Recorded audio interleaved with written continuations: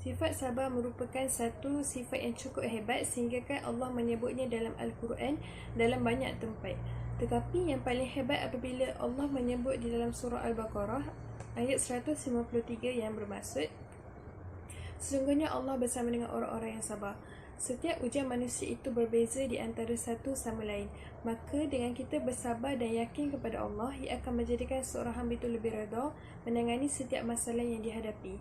Dalam sabda baginda Rasulullah SAW, di dalam sebuah hadis, artinya daripada Syuhaibin telah berkata, telah bersabda baginda Rasulullah SAW, sungguh ajaib urusan orang mukmin dan semua urusannya adalah baik dan tidak ada seperti itu melainkan mukmin saja.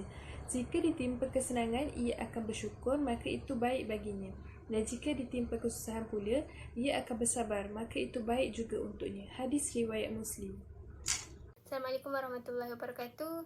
Nama saya Nur Atira Kristina binti Nasir, nombor matrik 1210331. Kesabaran juga menjadi salah satu ciri-ciri daripada orang yang beriman.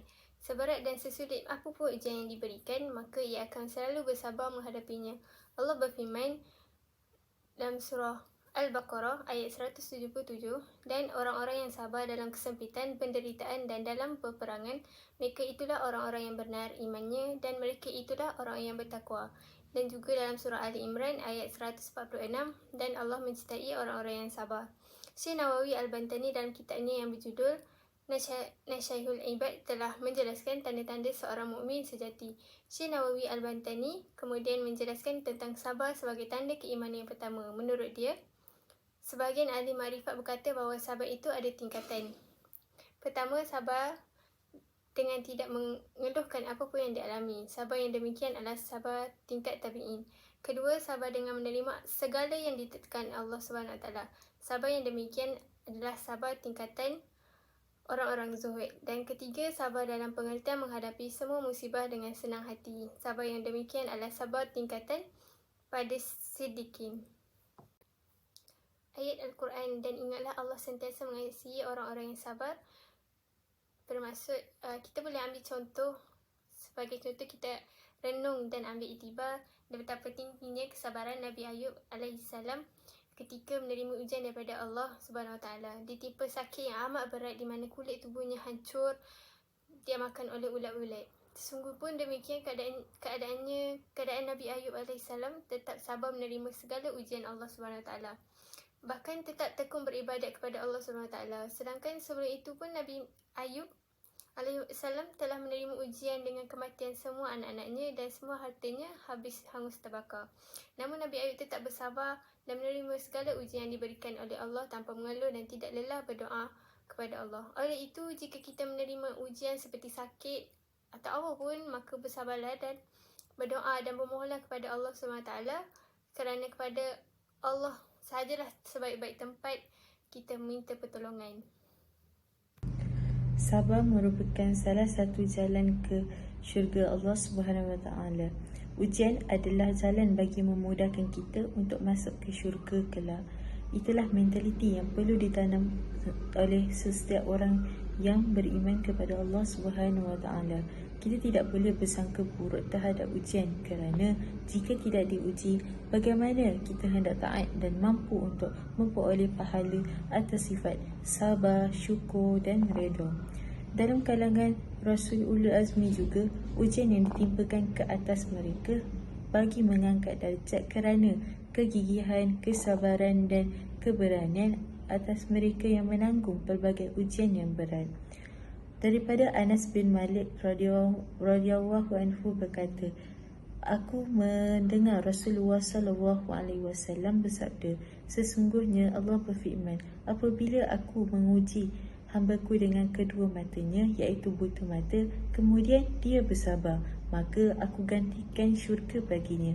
Hadis riwayat Bukhari.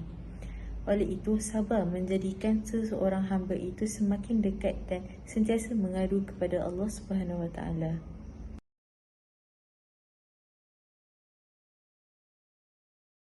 Dari Suhaib radhiyallahu anhu bahawa Rasulullah SAW bersabda, sungguh menakjubkan perkaranya orang yang beriman, kerana segala urusannya adalah baik baginya.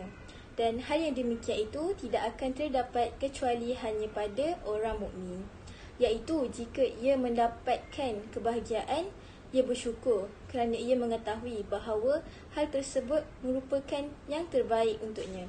Dan jika ia tertimpa musibah, ia bersabar kerana ia mengetahui bahawa hal tersebut merupakan hal terbaik baginya. Hadis riwayat Muslim.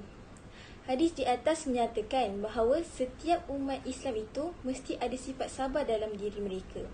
Kerana semua ujian yang mereka hadapi pasti ada hikmah di sebaliknya.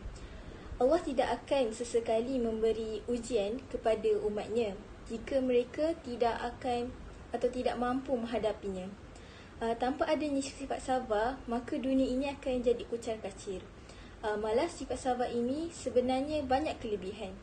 Salah satunya ialah dapat menjamin kebahagiaan dan kejayaan sama ada di dunia dan di akhirat. Mereka yang menghadapi ujian dengan sabar dan sentiasa memohon rahmat daripada Allah SWT pasti akan mendapat pertolongan daripadanya. Contohnya, bersabar dalam usaha untuk mendapatkan sesuatu perkara yang dihajati. Melakukan sesuatu dengan sifat sabar akan membuka peluang untuk mereka berjaya dengan lebih cemerlang, terutama sekali kerana adanya pertolongan daripada Allah. Setiap usaha yang dilakukan dengan fikiran lapang dan berhemah akan membuahkan kejayaan yang lebih baik. Malah Allah juga akan meluaskan rezeki mereka dan memberi pahala kepada mereka yang bersabar. An Ali radhiyallahu anhu, as-sabru minal iman bimanzilati ar-ra'si minal jasad. Alam tasma'u qawluhu wa ja'alna minhum a'immatan yahduna bi amrina lamma sabaru. Qala lamma akhazu bi ra'si saru ru'usan. As-su'alu min aina ja'a Ali ibn Abi Talib radhiyallahu anhu. Bihadzal ma'na as-sabru minal iman bimanzilati ar-ra'si minal jasad. Dari Ali radhiyallahu anhu, sabar itu sebahagian daripada iman dalam kedudukan kepala hingga badan. Tidakkah kamu mendengar sabdanya? Dan kami jadikan mereka imam yang beri petunjuk kepada perintah kami ketika mereka bersabar. Dia berkata, apabila mereka mengambil kepala urusan, mereka menjadi ketua. Soalannya, dari mana datangnya Ali bin Abi Talib radhiyallahu anhu dengan maksud ini? Sabar adalah iman sebagaimana kepala kepada badan. Memandangkan sabar terlibat dalam setiap masalah agama, maka adalah sabar itu sebahagian daripada iman, seperti mana kepala adalah sebahagian daripada badan. Kita haruslah bersabar dalam setiap perkara, walau dalam sekecil-kecil perkara sehingga sebesar-besar masalah.